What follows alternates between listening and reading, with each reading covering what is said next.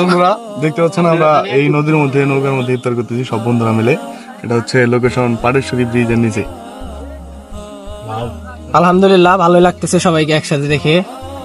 আসসালামু আলাইকুম। আপনারা জানেন বেশ কিছুদিন আগে আমার কলা বাগানে ইউরিয়া সারের প্রভাব বেশির কারণে চুন দিয়ে কিভাবে আমি নিয়ন্ত্রণে এনেছিলাম। তো আজকে আমি সেই বাগানে পানি দিচ্ছি। আলহামদুলিল্লাহ আল্লাহর রহমতে কলার বাগান মোটামুটি ভালোভাবেই আছে এখন পর্যন্ত।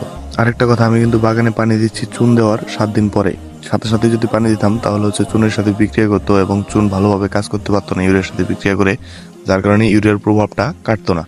পরবর্তীতে যদি আমি পানি দিতাম ওই অবস্থায় বাগানের মধ্যে যেভাবে পাইপ বিছিয়ে পানি দিচ্ছি, এভাবে পাইপ দিলে শিকড় আরো অনেকটাই পচে যেত এবং গাছগুলো বাঁচার সম্ভাবনা অনেকটাই কমে যেত। আপনাদেরকে কখনোই আমি পরামর্শ দেবো না, কারণ পরামর্শ দেওয়া আমার উচিত হবে না, কারণ আমি একজন নতুন কন্টেন্ট ক্রিয়েটর এবং নতুন উদ্যোক্তা।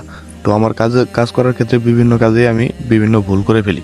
তো সেই ভুল থেকে শিক্ষা গ্রহণ করি এবং সেই ভুল সংশোধন করে নতুন করে কিছু করার চেষ্টা করি এবং আমার বাস্তব অভিজ্ঞতা আমি আপনাদের সাথে শেয়ার করার চেষ্টা করি। যেহেতু বাগানে পানি দেওয়ার নিয়ম সকালে এবং বিকালে, দুপুরে কখনই দেওয়া উচিত নয়, সেহেতু আমি একটু সকালে পানিগুলো দিয়ে নিচ্ছি বাগানে। কারণ বিকালে হচ্ছে আমাদের কলেজ ফ্রেন্ডরা মিলে একটা ইফতার মাহফিলের আয়োজন করছে, সেখানেও যাইতে হবে, সেখানেও অংশগ্রহণ করতে হবে।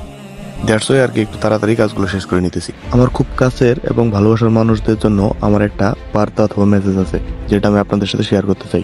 আমি আসলে চাকরির পিছনে না ছুটে এমন কিছু করতে চাই যেটা আমার নিজের হবে, যেখানে আমার স্বাধীনতা থাকবে। আমাদের সমাজে প্রচলিত গতানুগতিক ধারা থেকে আমাদের বেরোতে হবে। একজন মানুষ শিক্ষিত হলেই যে তাকে শুধু চাকরি করতে হবে এমন কোনো কথা নেই। আরেকটি কথা হচ্ছে, চাকরি করলেই যে শুধু সম্মান বাড়ে, কৃষিকাজ অথবা খামার করলে যে সম্মান থাকে না, এমনও কোনো কথা নেই। সম্মান দেওয়ার মালিক আল্লাহ।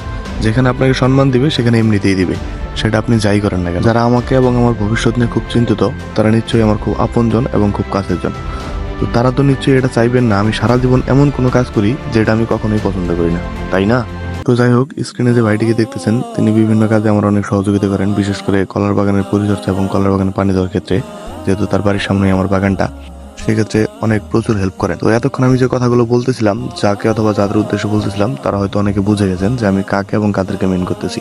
আলহামদুলিল্লাহ অবশেষে সকল কাজের বাধা অতিক্রম করে সেই পুরনো চির অতীত বন্ধুদের কাছে ফিরে আসলাম, প্রাণের টানে, ভালোবাসার টানে। যাদের সাথে আমি কলেজ লাইফের 2টা বছর অতিক্রম করেছি, অনেক সোনালী অতীত জড়িত, সেই বন্ধুদের সাথে, সেই ভালোবাসার মানুষজনদের সাথে একটা ইফতার মাহফিলের আয়োজনে আবার অংশগ্রহণ করলাম। সকলে একত্রিত হয়ে ইফতার করার আনন্দটাই আলাদা, বিশেষ করে যদি খুব কাছের এবং খুব আপন মানুষগুলোর সাথে হয়, তাহলে তো কোনো কথাই নেই। জীবনের চরম বাস্তবতায় হয়তো অনেক বন্ধুই জীবনের অনেক কাজেই ব্যস্ত, তাই সবার সাথে সবসময় সবভাবে দেখা হয় না, কথা হয় না।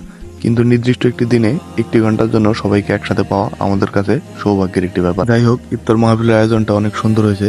বিশেষ করে দায়িত্বশীলদের প্রতি অনেক কৃতজ্ঞতা প্রকাশ করছি, কারণ তারা অনেক দিন থেকেই দীর্ঘমেয়াদে পরিকল্পনা নিয়ে এত সুন্দর একটা ইফতার মাহফিলের আয়োজন করেছে। সব থেকে বড় কথা হলো, পুরনো বন্ধুদের সাথে নদীর উপরে নৌকার উপর বসে ইফতার করার মধ্যে অন্যরকম একটা প্রশান্তি আছে।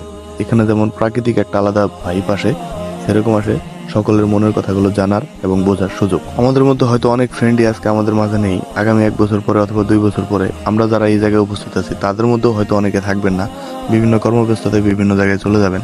তো তাদের সাথেও যে এরকম একটা সময় অতিক্রম করতে পারতেছি, সেটাও আমাদের কাছে বিশেষ করে আমার কাছে অনেক ভাগ্যের একটি ব্যাপার। তো সকলেই আমাদের জন্য দোয়া করবেন। আসসালামু আলাইকুম।